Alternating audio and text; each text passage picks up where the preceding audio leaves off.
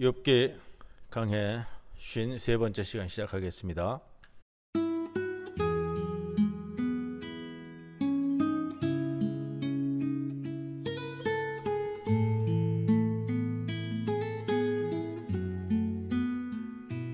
하나님은 너를 지키시는 자, 너의 우편에 그늘 되시니 낮에 해와 밤의 달도 너를 해치 못하리. 하나님은 너를 지키시는 자, 너의 환난을 면케하시니 그가 너를 도우시리라. 너의 출입을 지키시리라. 눈을 들어 산을 보아라. 너의 도움 어디서 오나. 천지 지으신 너를 만드신 여호와께로다.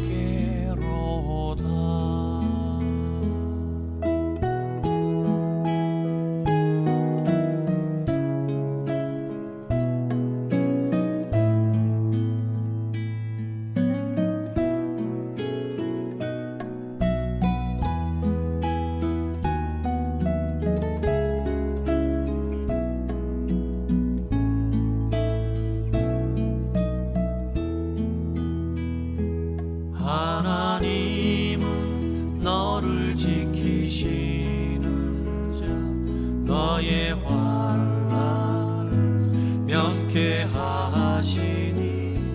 그가 너를 지키시리라. 너의 출입을 지키시리라. 눈을 들어 산을 보아라. 너의 도움 어디서 오나. 천지 지으신 너를 만드신 여호와께로다. 눈을 들어 산을 보아라. 너의 도움 어디서 오나. 천지 지으신 너를 만드신 여호와께로다. 천지 지으신 너를 만드신 여호와께로다.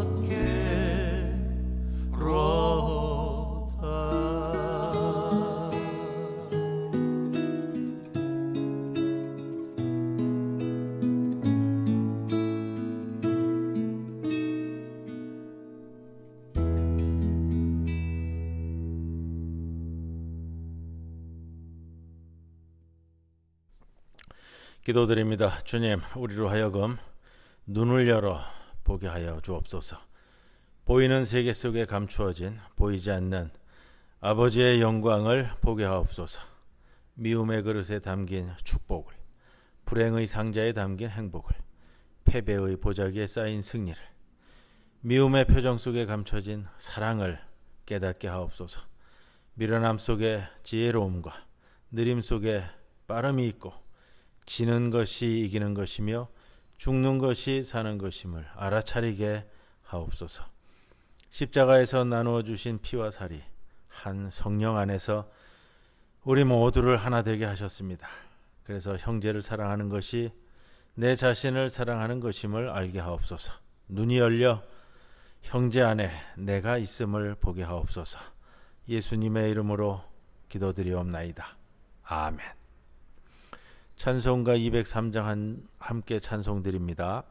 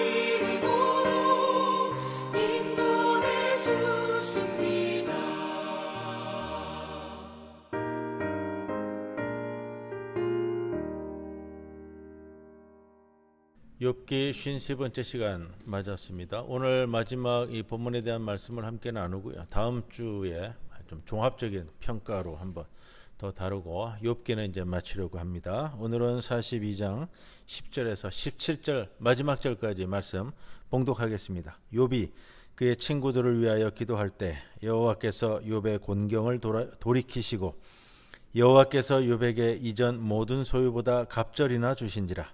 이에 그의 모든 형제와 자매와 이전에 알던 이들이 다 와서 그의 집에서 그와 함께 음식을 먹고 여호와께서 그에게 내리신 모든 재앙에 관하여 그를 위하여 슬퍼하며 위로하고 각각 쾌시타 하나씩과 금고리 하나씩을 주었더라. 여호와께서 욥의 말년에 욥에게 처음보다 더 복을 주시니 그가 양 14,000과 낙타 6,000과 소 1,000결이와 암나귀 1,000을 두었고 또 아들 7과 딸 3을 두었으며 그가 첫째 딸은 여미마라 이름하였고 둘째 딸은 그시아라 이름하였고 셋째 딸은 게렌합북이라 이름하였으니 모든 땅에서 욥의 딸들처럼 아리따운 여자가 없었더라. 그들의 아버지가 그들에게 그들의 오라비들처럼 기업을 주었더라. 그 후에 욥이 140년을 살며 아들과 손자 4대를 보았고 욥이 늙어 나이가 차서 죽었더라. 욥의 마지막 본문들입니다. 욥기의 마지막 본문들인데 이 단락은 우리가 익히 좀 설명을 드렸던 것처럼 신명기 신학 원리, 이분법적 신학 원리라고 할 수도 있고요. 악인 필망론, 악인은 반드시 망하고 의인 번성론이라고 할까요? 의인은 반드시 어려움을 겪더라도 마지막에는 이제 다시 일어나서 번성한다라는 소위 이학론적 신학 두 개의 신명기 28장의 중심으로 나와 있는 내용은 그거잖아요. 하나님의 말씀을 잘 따르고 순종하면 복을 받고 하나님의 말씀을 거역하면 벌 받는다. 이게 이제 아주 극단적인 이학론적 신학이고 이진법적 신학인데, 자, 이런 점에서 말씀드린 건 그겁니다. 욥의 항변과 하나님의 응답을 통해 신명기 신학, 신명기 역사가 신학의 이진법적 신학, 이학론적 신학의 정당성을 좀 이렇게 뒤집어 엎고, 이걸 이제 다음 주 요약하면서 조금 한번 더 설명을 해드리려고 합니다. 이런 그 이진법적 신학을 좀 뒤집어 엎고 해체하는 듯하다가 오늘 본문에 와 버리면은 이제 좀 다시 신명기 역사가 신학의 원리로 욥에 복귀하는 것을 그려내고 있다. 욥이 이제 다시 가축이라든지 재산이라든지 자녀라든지 이런 것들이 회복을 얘기하게 되는데, 실제적으로는 욥기에서 욥은 신명기 역사가의 이런 의인 번성론을 의심해 왔습니다. 그런데 그 신학에 따라 세 친구를 살려내는 중보기도를 통해 중보자로서 복귀하고 갑절의 물질적인 축복과 가족의 번성, 사회적인 위상을 회복, 장수의 복을 누리는 걸로 이제 결말이 되어지거든요. 그런 어떤 그 결말들 속에서 좀 중요한 차이점 중에 하나는 이 고대 세계에서, 지금부터 한 2500년 전, 2600년 전 고대 세계에서 딸들도 아버지의 기업을 상속받는다. 우리가 출애굽 시기에 슬로브 하세 넷 딸처럼 욥의 세 딸도 아들들처럼 아버지의 땅을 상속받는 장면이 나오고요. 우리가 이런 걸 생각할 수 있습니다. 지금 받는 이 물질적인 그 번성은 욥이 그동안 치른 그 맷값은 아니잖아요. 10절은 야훼가 주어로 형성되어져 있는 상황절이라고 얘기하는데 10절을 이렇게 시작을 합니다. 욥이 그의 친구들을 위하여 기도할 때 여호와께서 그 욥의 곤경을 돌이키시고 이전 모든 소유보다 갑절이나 주셨다. 상황이 동시적으로 이루어진다. 욥이 기도할 때에 누구를 위하여? 친구들을 위하여 기도할 때에, 물론 이제 화목제를 통한 이 번제를 통한 이 친구들의 속죄를 위한 이제 제사고 기도인데, 그 기도할 때에 회복되었다. 이게 상황절 표현을 쓰고 있습니다. 야훼께서 욥의 곤경을 돌이키시고 이전 모든 소유를 갑절을 욥에게 주셨다. 그의 모든 형제와 자매와 이전에 알던 이들이 다 와서 욥의 집에서 그와 함께 음식을 먹고 야훼께서 그에게 내리셨던 모든 재앙에 관해 그를 위하여 슬퍼하며 위로하고 각각 캐시타 하나씩과 금고리 하나씩을 주고 갔다. 찾아올 때 이제 뭐 금일봉도 가져왔나 봅니다. 캐시타라는 화폐 단위인데 이 화폐 단위가 고대 화폐 단위이기 때문에 좀 정확히 어느 정도나 된다라는 것을 가늠할 수가 없더라고요. 구약 성경에는 한 3번 정도 나오는데 야곱이 하몰의 밭을 사서 값을 치를 때 이 캐시타라는 단어가 나오고요.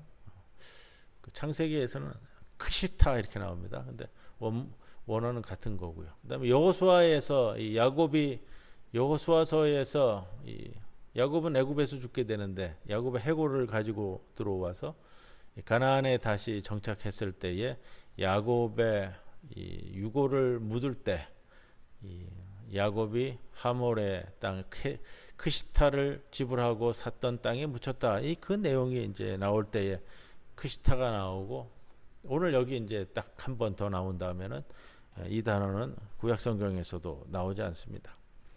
정확히 어느 정도의 단위인지는 모르겠어요. 어떨 때는 뭐 금으로도 얘기하고 은으로도 얘기하는 것 같은데 고대 화폐 단위가 정확한 어떤 단위인지는 오리무중입니다.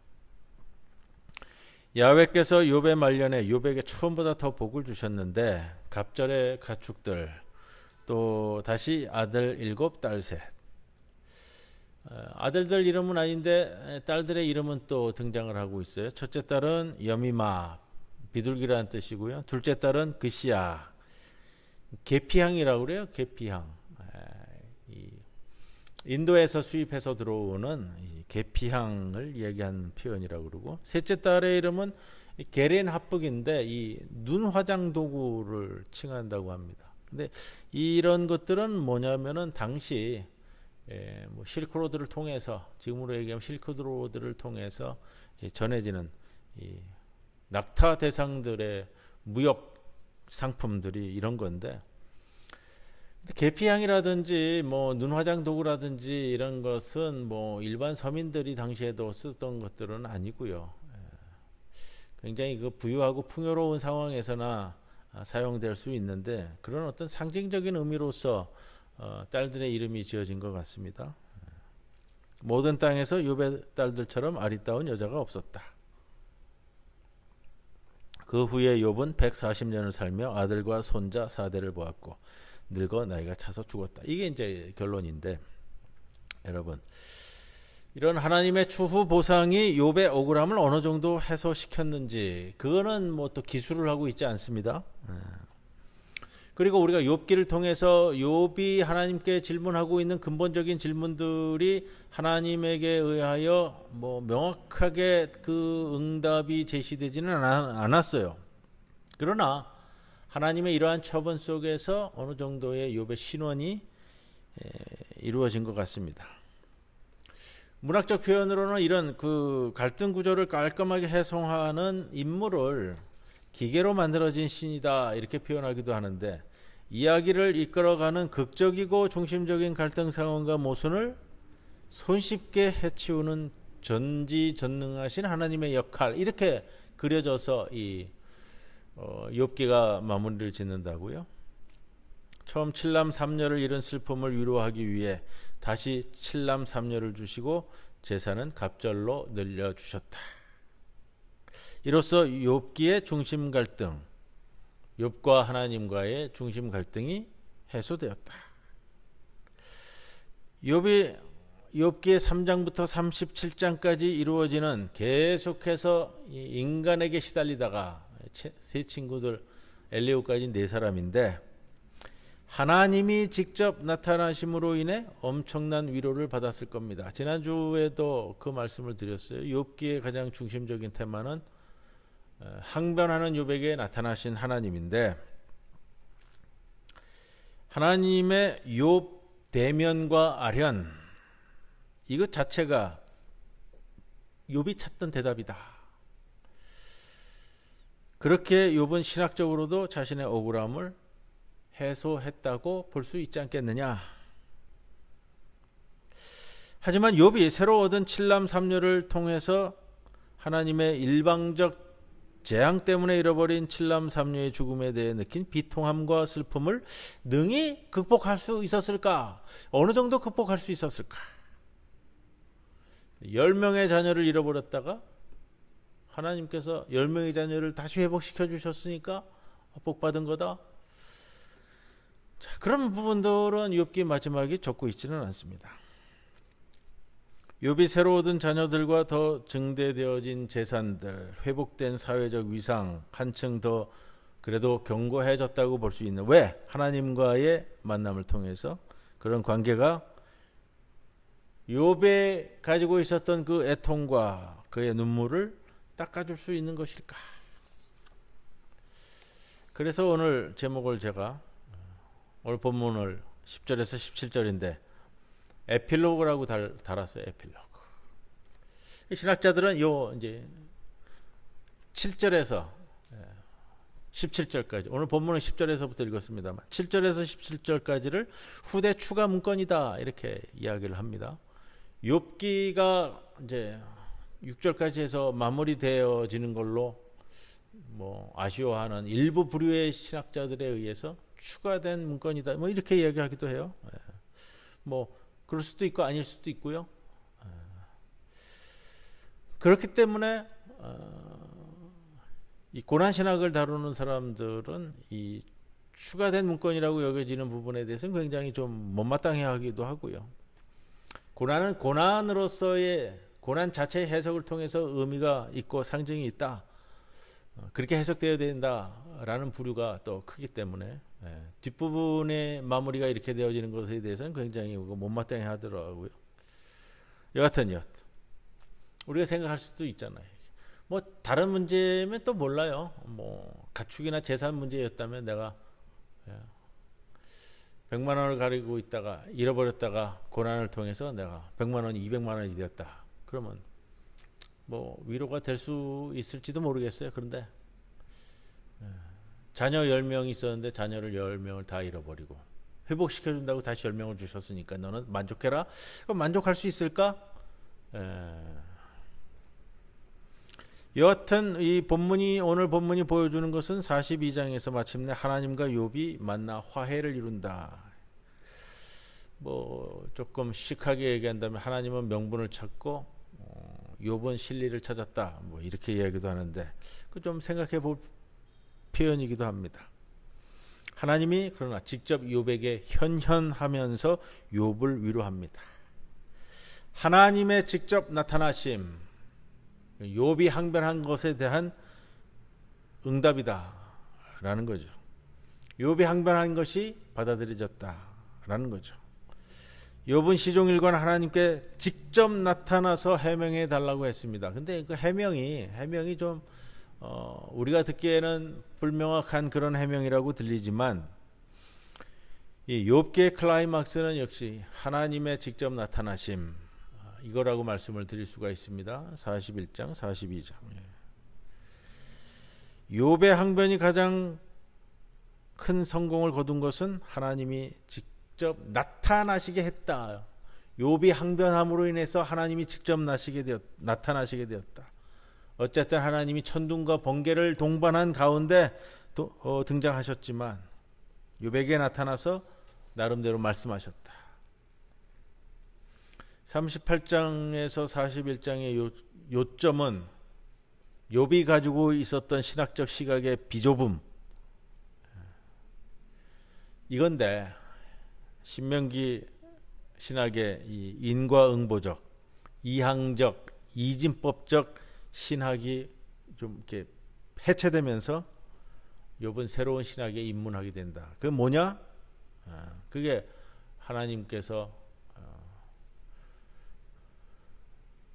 하늘과 땅의 기상, 동물, 또 우주를 등장시키면서 초법적, 초법칙적, 초원칙적 대우주를 만드시고 가르치시고 운행하시는 하나님의 지혜 신학을 욥은 알지 못하고 받아들이지 못했는데, 뭐 알아도 생각지 못했는데, 그러한 초원칙적, 초법칙적 우주 신학에 들어오게 된다. 이 초원칙적, 초법칙적 우주 신학의 모토는 이런 겁니다. 이런 원리예요. 이 세상은 인과응보라는 인과론적 법칙에 의해서 이런 단일한 원리로 지배되어지는 영역이 아니다. 이것을 깨달은 욥이 더 이상 하나님께 항변할 수 없었던 거예요. 이 세상은 내가 생각하고 있었던 신명기 역사가가 얘기하고 있는 이분법적 원리에 의해서 악인 필망론, 의인 번성론, 이학론적 신학적 사고에 의해서 움직이는 세상이 아니라 전 우주를 통틀어서 움직이는 하나님의 이 우주 경영 방식에는 이런 단출한 원리의 하나에 의해서 움직이는 것이 아니다. 이거를 알게 되었을 때 욥은 더 이상 나에게 죄가 없는데 왜 내가 고난당합니까? 라고 하나님께 항변하지 않는다라는. 하나님이 욥을 책망한 이유는 욥이 하나님의 공의, 정의에 대해서 정말 정의로운 거 맞습니까? 라고 울부짖으면서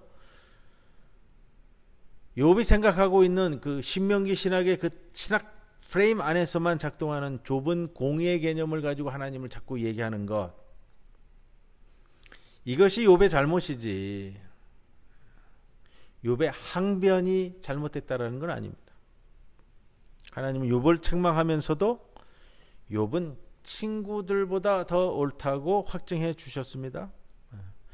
욥의 시야가 좁았지만 욥이 항변하는 그 자체는 옳다라는 거예요. 그럴 수 있다라는 거예요. 하라는 거예요.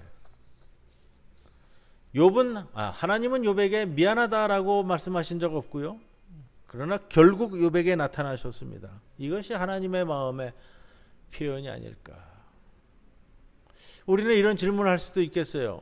좀 하나님이 더 욥에 대해서 좀 친근하게 동정하면서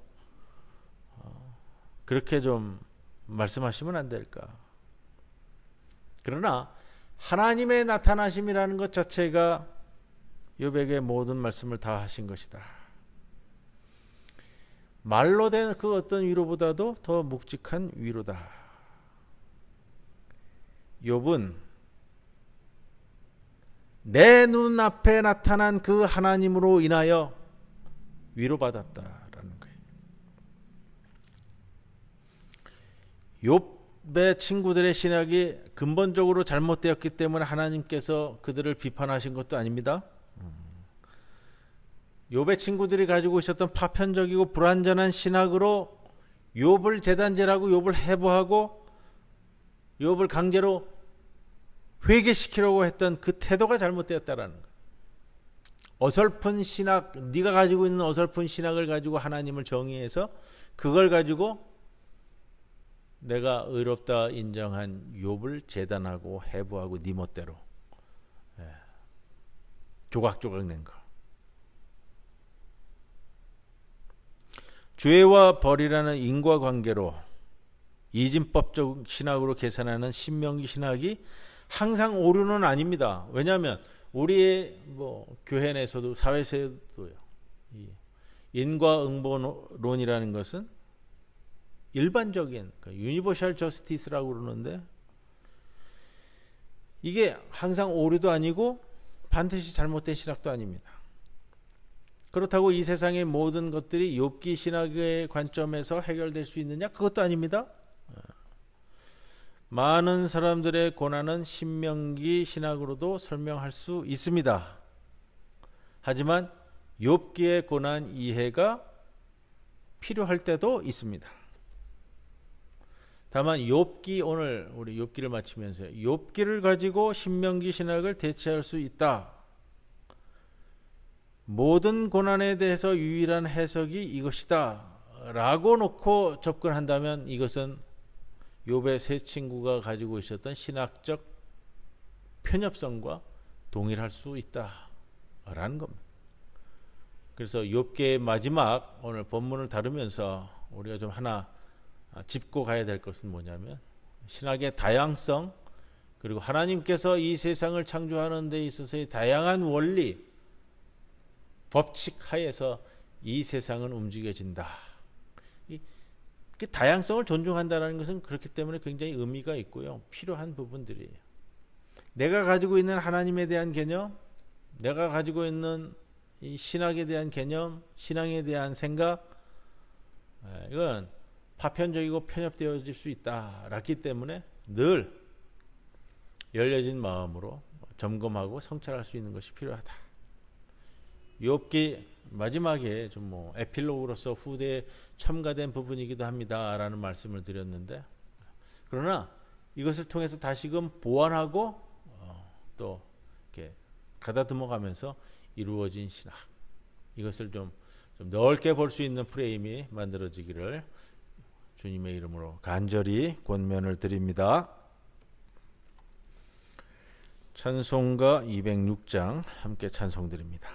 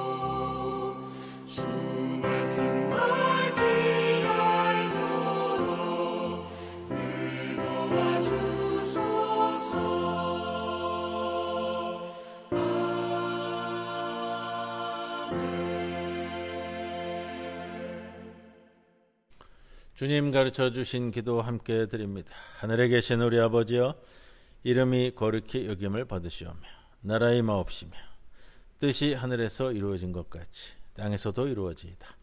오늘 우리에게 일용할 양식을 주옵시고 우리가 우리에게 죄 지은 자를 사하여 준 것 같이 우리 죄를 사하여 주옵시고 우리를 시험에 들지 말게 하옵시며 다만 악에서 구하옵소서.